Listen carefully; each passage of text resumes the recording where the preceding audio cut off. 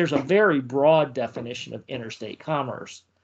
I think it would take more than Donald Trump to force it under interstate commerce. You probably have to have Congress as well acting here.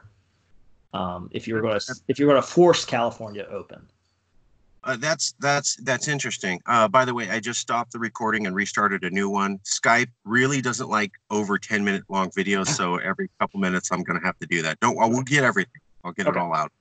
So I think the concern here is that Trump has shut things down now or asked for them to. People are complying. What if he says, I want to open it all up?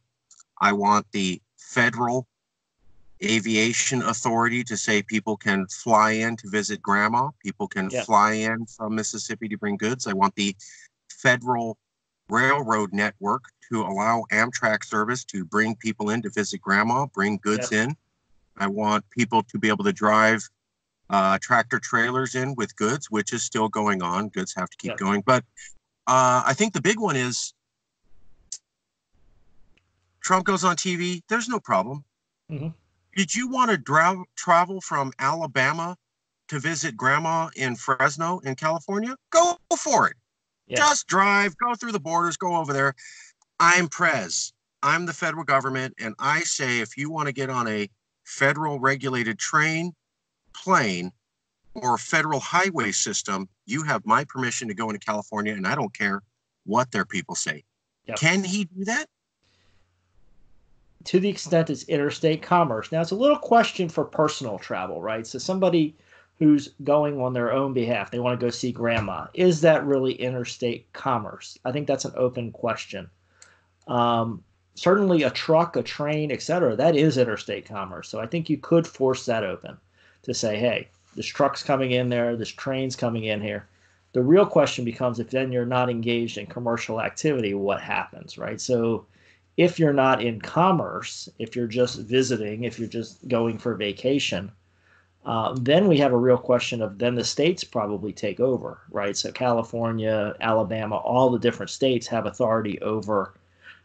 The federal government can't reach into non-commerce activities because the Commerce Clause only, as broad as the Commerce Clause has been interpreted, and a lot of people think it's been interpreted a lot broader than probably the framers ever intended.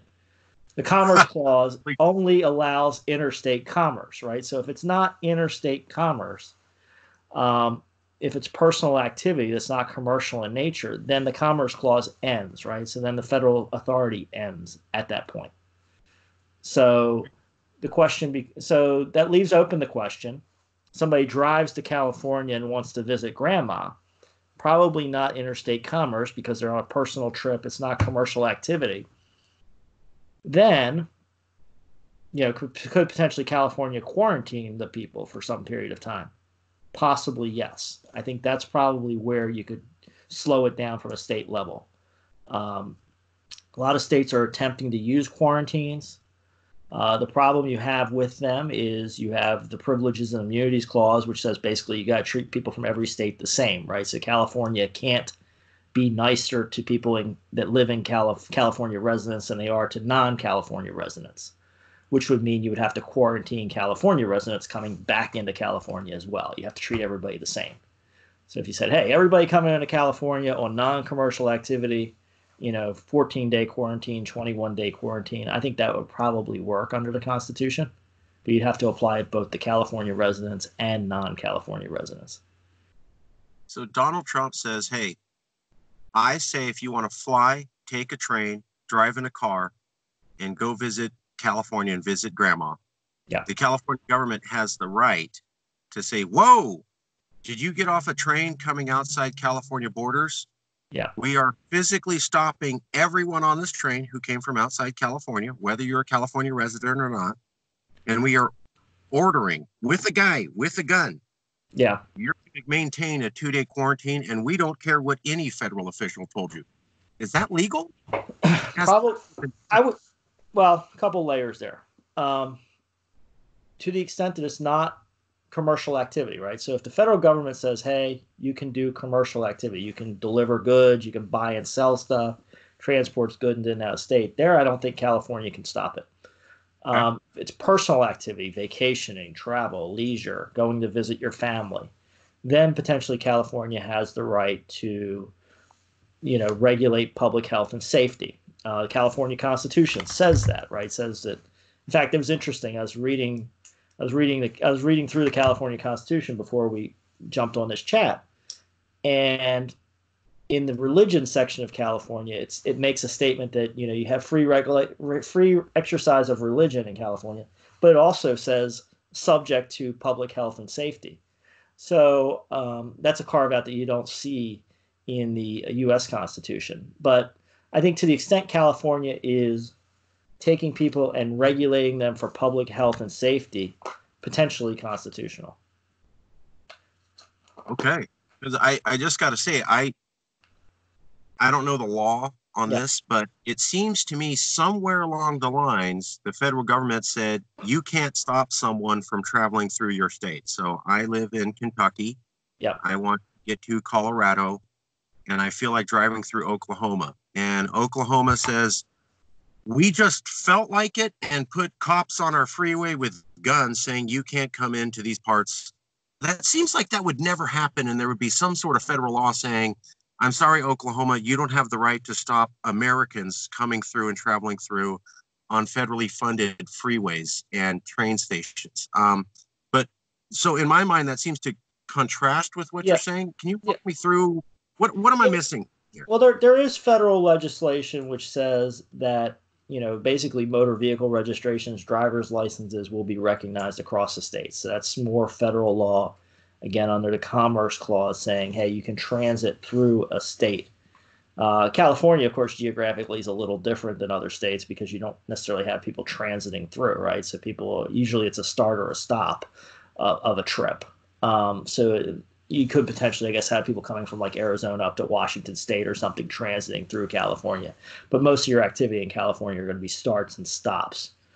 So to the extent people are coming into California, they're no longer in the flow of commerce, right? They're not engaged in commercial activity anymore, right? So potentially, I guess, while you're traveling through the state, you're in commercial activity, right? You're buying gas, you're visiting places, but then at some point the interstate commerce stops, right? So differentiate between the person who's leaving Arizona and driving to Washington State. So to the extent that they're just transiting through California, potentially your existing federal legislation and your Commerce Clause says, hey, they can just keep moving, right? I mean, you have the right to go through California to get to another place. But Right. once you stop and start engaging in activity in California, now we have a different set of regulations.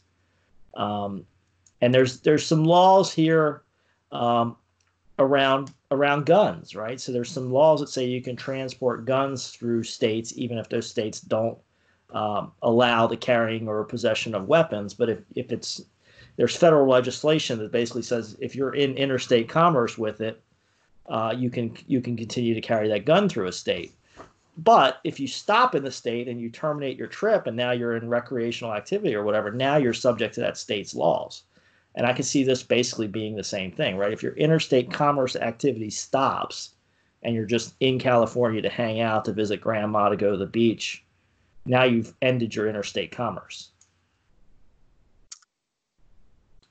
I have a couple questions, but first I want to ask you, have you ever heard of a state having their state troopers go on the freeway with guns and say, we're running the show now and we decide who gets to come in or not for whatever reason ever? Have you ever heard of that? Not until recently. It's we got a couple. Hey, thank you. Thank you for that. We're in unique times. I think California can do this, but I do want to, I don't want to trick people from my opinion versus what the facts are. Well, it started in Rhode Island and Florida, right? So Florida is checking people coming into Florida on Interstate 95 and I-10. Rhode Island is checking people that are coming into the state. And you have part of it is you have to figure out what these state troopers are doing. I was surprised the first time I drove in the